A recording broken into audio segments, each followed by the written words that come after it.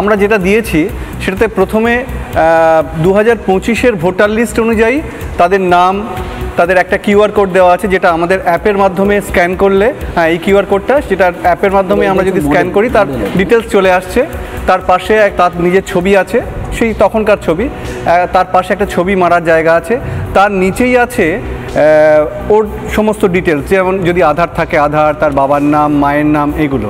তার নিচের পার্টটা হচ্ছে ইম্পর্টেন্ট পার্ট, যে লাস্ট এসআইআর যখন হয়েছিল মানে 2002 সালে, সেই সময়ের তার যদি এপিক নাম্বার ছিল কি ছিল না, না থাকতে পারে, যেমন তার ধরুন তখন না কোনো অসুবিধা নেই, ভয় পাওয়ার কোনো কারণ নেই। এই কারণে বলছি তার তখন 18 বছর হয়নি।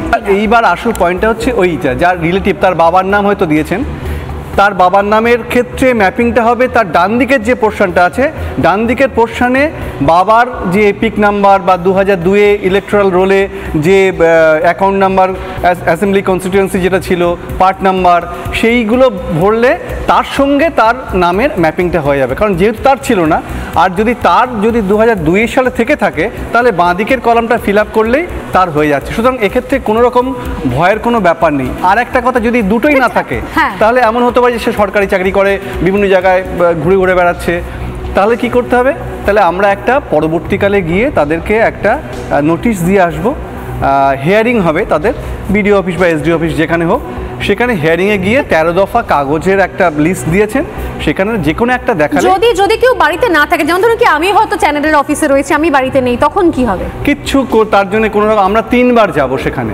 প্রথমবার গিয়ে আমরা একটা নোটিশ ঝুলিয়ে দিয়ে আসবো এবং আমাদের যে দুটো ফর্ম আছে সেই ফর্ম দুটো সেখানে দিয়ে আসবো। যোগাযোগ করার জন্য আপনাদের নাম্বারটা পাওয়া যাবে, যে চাইলে আমি যদি যোগাযোগ আমার ফোন নাম্বার, প্রত্যেকটা বিএলওর ফোন নাম্বার এবং নাম একদম ফর্মের ওপরেই আছে, গোটা কোনো সমস্যা নেই। সেখানে তারা ফোন করবেন যে আপনি অ্যাভেলেবেল আছেন কিনা, বা আমি এসছি, আপনি কি আসতে পারবেন। তো আমি গেলাম, সেখান থেকে তার কাছ থেকে ফর্মটা নিয়ে এলাম, তাদের বাড়িতে নোটিশে যেই ঝুলিয়ে দিয়ে এলাম। তিনি যে কোনো সময় যদি আসেন, বা সেই বাড়িতে হয়তো তিনি বিক্রি করে চলে গেছেন, তিনি এখানে থাকেন না, তা আমাকে আমাদের যখন হয়েছিল, ট্রেনিং হয়েছিল, তখন সেখানে বলেছিল যে তাহলে যিনি সেখানে থাকেন তাকে গিয়ে জিজ্ঞাসা করলেন, তার কাছ থেকে ফোন নাম্বার নিয়ে তাকে ফোন করে জানালেন যে আপনি এখানে কি থাকতে চান, তাহলে আপনার এটাকে আপডেট করতে হবে।